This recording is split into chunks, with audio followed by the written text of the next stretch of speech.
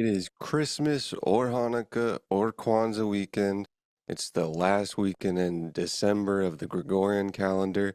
It's Ricker and Bond. We got a couple stories for you today, from Netflix and Beyonce to Apple's $1 billion search deal drama with the government and all the way to China's $1 billion treasury bond issuance.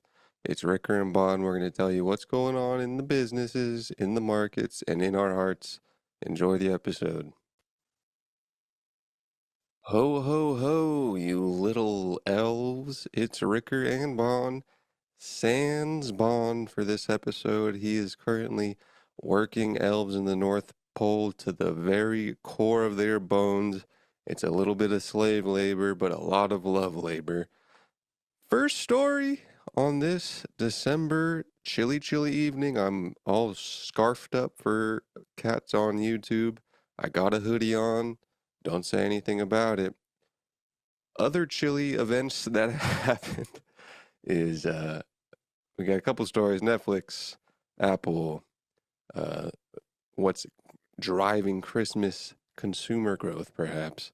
But it all starts with the most consumer of all the sports, the National Football League. That's right, American football took out its cable incumbency and took to Netflix, where the Ravens, Texans, and the Chiefs, Steelers both had two games, not on your TV, not on the big silver screen, but on a little streaming platform that used to sell DVDs.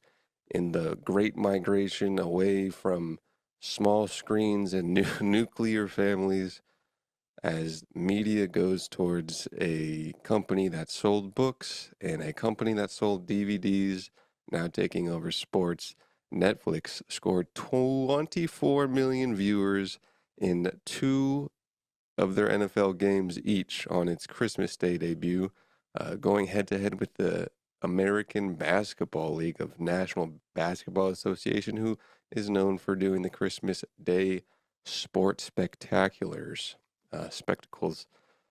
In this deal of the NFL doing a Christmas Day debut was one Beyoncé, one half of a power couple whose other half is in charge of like the NFL music for a few years now. That's right, Beyonce and Jay-Z are basically the Elon Musk of NFL when it comes to co-opting someone else's company. Netflix's game Day Live attracted 24 million plus per game. Beyonce's halftime performance, which I don't know if I said that, but she did the halftime performance. Viewers in 200 plus countries, making the event a global spectacle and a part of NFL's push to get beyond just America. They tried London, they're pushing for Africa. Netflix's $150 million NFL deal puts them even more into sports. We're talking WWE, we're talking boxing. WWE, also known as actually just WWE now, but part of TKO, did a $1.4 billion Raw deal for one of their shows is called Raw. But as far as his NFL games go, 1/3 of Netflix's global subscribers across those 200 countries tuned in to watch part of the coverage. What did Beyonce do? She performed a set from her Cowboy Carter album during the Texans game. Very Texas. Uh, Appearance was part of a Netflix strategy to enhance its Christmas Day NFL event. Also part of a 60 million multi-project deal that Beyonce signed. That was a part deal in 2019 to produce exclusive content. She did whatever movie, the Homecoming movie she did. And then this was the second installment of the $60 million Beyonce deal. And then the third one, maybe it's a reality show with Blue, Sean, uh, not Hove. He used to have a sick R&B drop from the song Bam Bam by Mr. One Jay-Z. Good drop. Every pod, for every dude who pods needs good drops. The NFL partnership with Netflix included a $150 million price that Netflix paid for a 3-year deal, including 2 games in 2024 and at least 1 game in 2025 and 2026.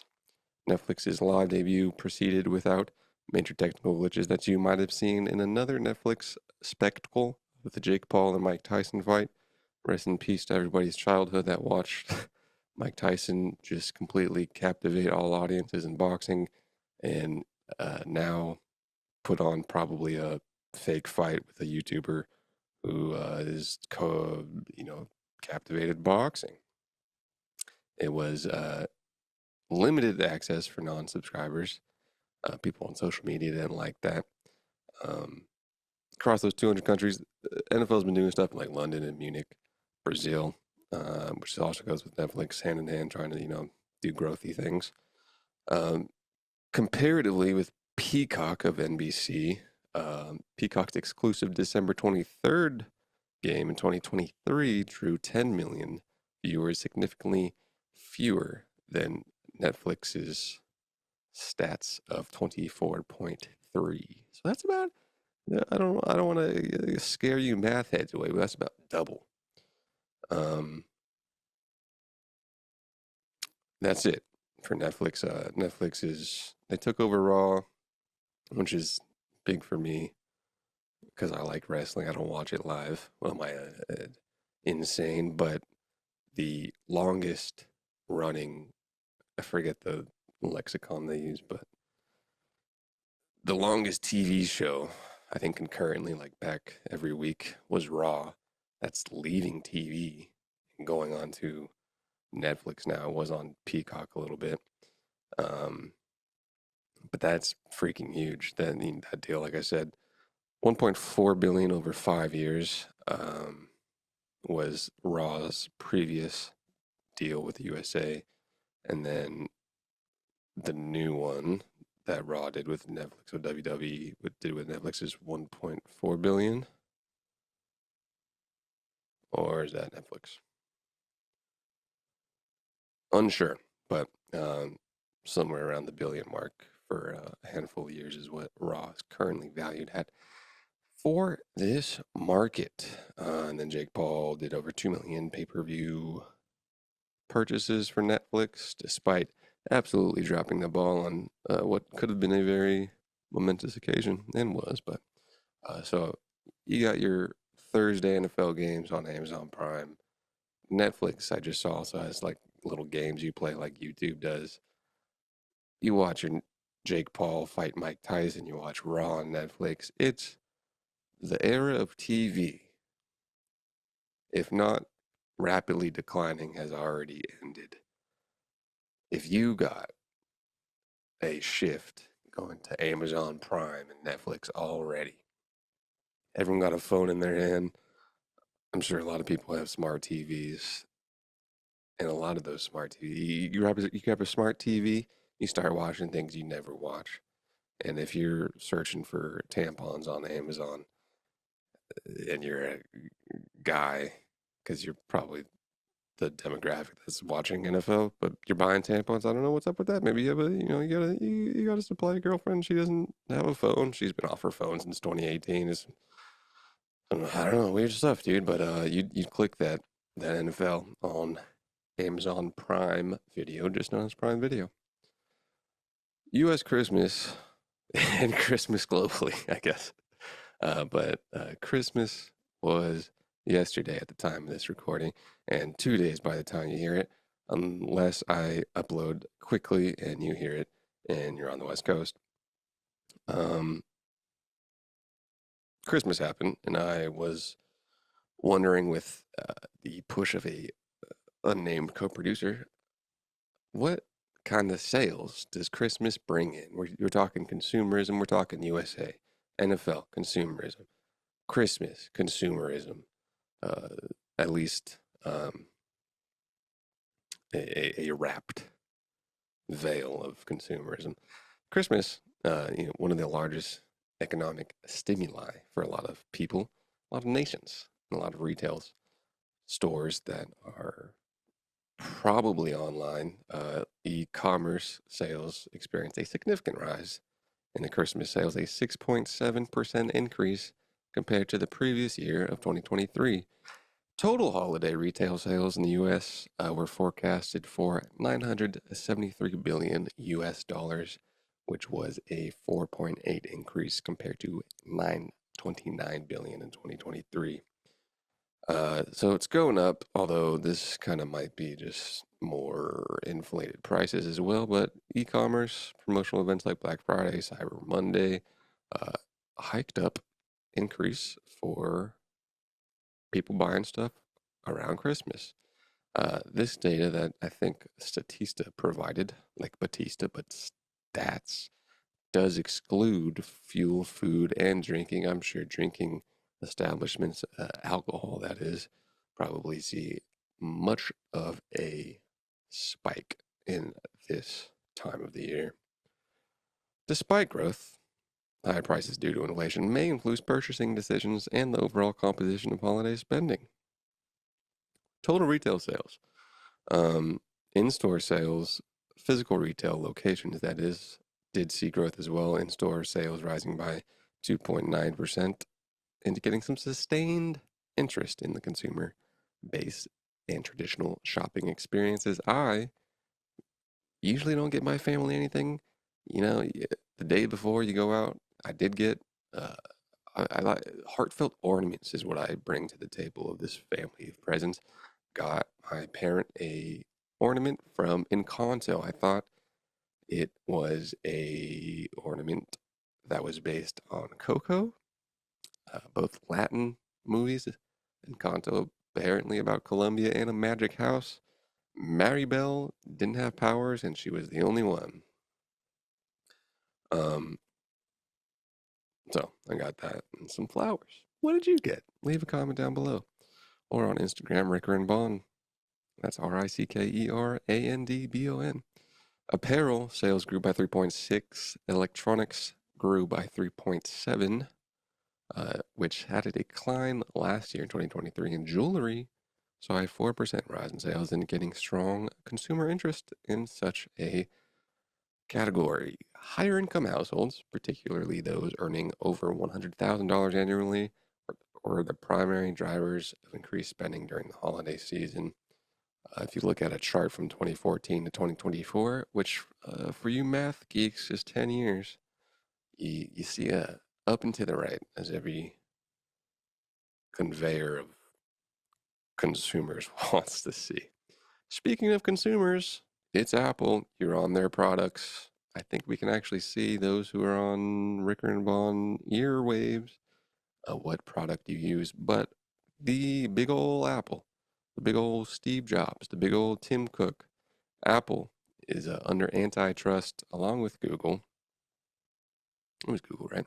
Apple, their $20 billion payday that it gets from Google for making Google search engine the default on Safari is under fire as a landmark U.S. antitrust case seeks to reshape how we search online. That's right, Apple. Let's get you the background first. Apple receives $20 billion in 2022 from Google as part of a revenue sharing deal that keeps Google as the default search engine on Apple devices like Safari. Uh, you're searching Ricker and Bond on your iPhone Max 15 Pro, and you're saying Ricker and Bond best episode, that's going to go straight to Google because they made a little back deal move in the Department of Justice in the United States of America.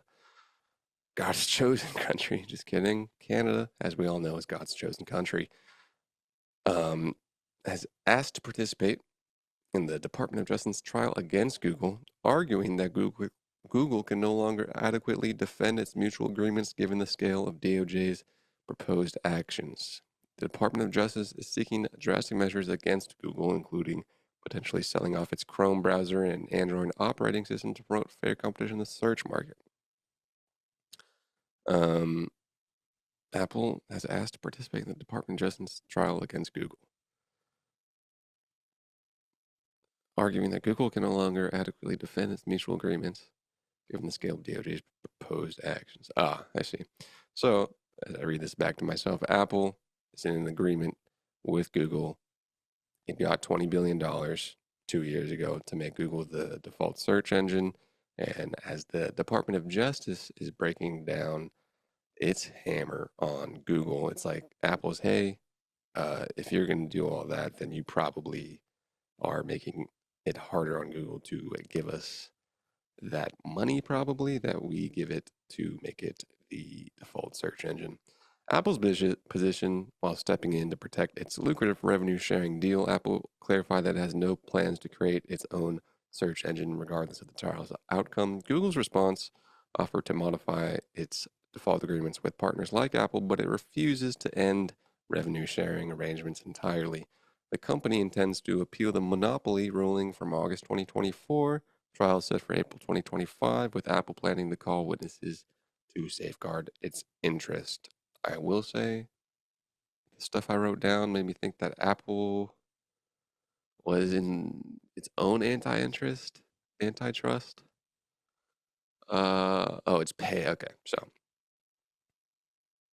yeah, the DOJ is not going after Apple. It's still the Google Department of Justice that's been going on to say that its search engine is way too monopolized in the favor of Google, and Apple's like, hey, we give them all this money, and if you take probably money away from them when you divest their companies because you say it's a monopoly, we are out some money, and we'd like to not be. Um, so the DOJ Google thing has been going on for a little minute now, since August. Probably it goes a lot longer and then something else happens and like ChatGPT makes a better search engine, but we'll see. Google does dominate 92% market share as Stat Counter provides the numbers for. So the influence of its agreements with major players like Apple does have quite the synonym for influence. Um, I say it probably drags on a long time and something else happens. Microsoft had an antitrust trial in the 1990s that broke its handle on web browsers. Um, and that's not what I was trying to say. So, screw it. One more thing, and this one's kind of just for me, uh, but it's interesting because it has uh, implications across the world. China, uh, is issuing a record-breaking $411 billion in special treasury bonds for 2025, doubling this year's issuance of 1 trillion yuan. Bonds are being issued to try to revitalize the Chinese economy, bolster domestic consumption, and fund innovation in key sectors: green vehicles, semiconductors, AI. Background, it's the largest ever issuance of the bonds, equivalent to 2.4% of China's GDP. Um, Subsidies for consumers, equipment upgrade for businesses, major infrastructure projects. They're building canals, they're building railways, they're building farmland. They're trying to make industrial business be better. Um, a lot of their economy, I believe, is tied to real estate, and a lot of their real estate players in their country are just full of debt. Um, the mechanism of the special treasury bonds, hella long, often feature maturities of 10 years or more, allowing China to spread payments over time and reduce immediate fiscal strain. The U.S. mind balks at such a idea that 10 years is a long time. Have you ever heard of freaking T-bonds, dude? Funds are allocated for strategic projects not covered in regular budget plans, including advanced manufacturing and recapitalization of state-owned banks. Also expected to qualify as tax-free for investors, enhancing appeal to domestic and institutional buyers, saying, hey, bring your money over here in freaking Beijing, Shanghai, other cities in China, and make more money flow through. Also, this is coming from their central government, backing by their central government. Guarantees from Beijing make these bonds allegedly a secure option for domestic and foreign investors. But, you know, you got to trust the governments that are backing the bonds.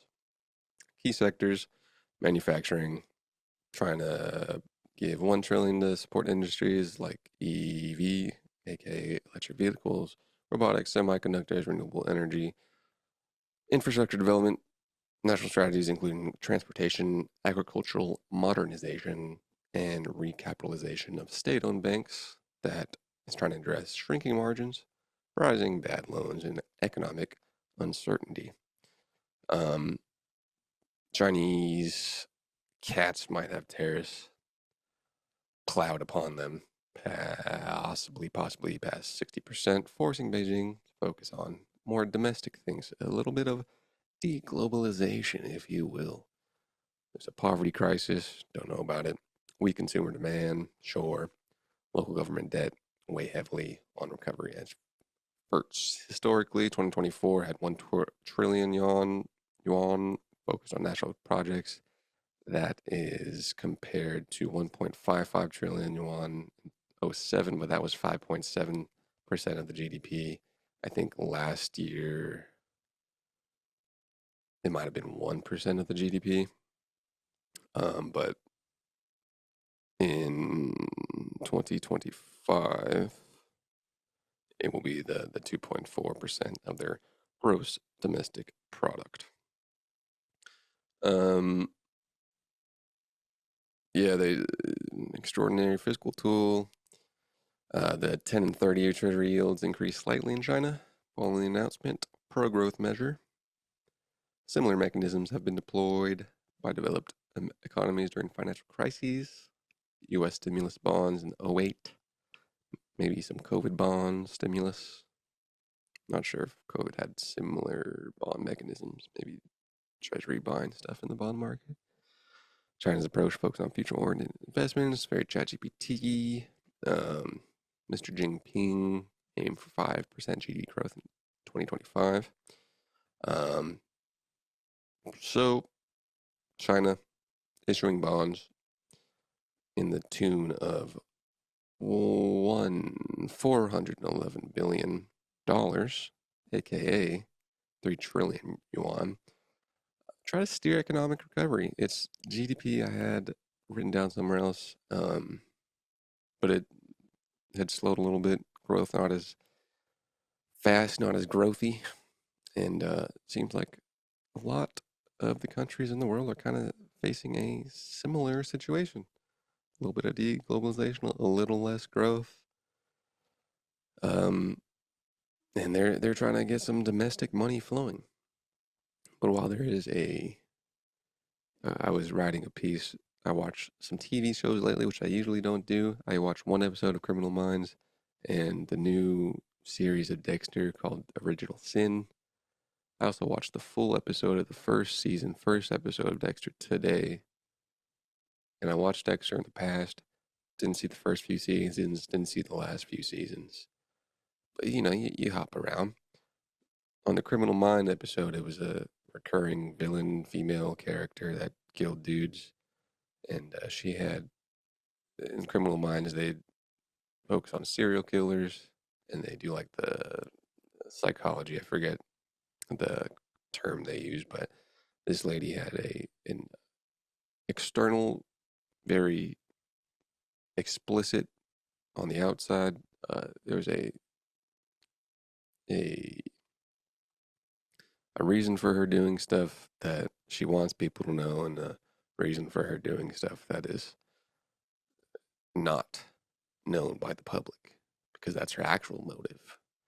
The fake motive that she wants people to think she's actually motivated by, and her actual motive, which people don't see. So a lot of these things, and I was going to say with AI, has kind of been the growthy narrative of, hey, this will probably kickstart and help people do their businesses, make more money, hopefully make consumers buy more stuff because that makes the flow flowy.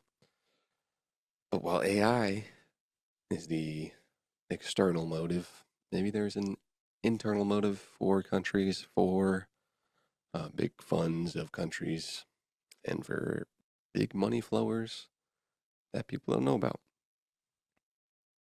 So, Chinese bonds. In summary, in summary, we talked about today Netflix, Apple, China, and Christmas miracles in the term, the Christmas miracles in the word I'm missing. We talked about Christmas dollar spending. Enjoy your Christmas weekend. Enjoy your day. And most importantly, enjoy Rickard Bond on a loop that you put very low and continuously play on YouTube so other people watch it. Thank you. Goodbye.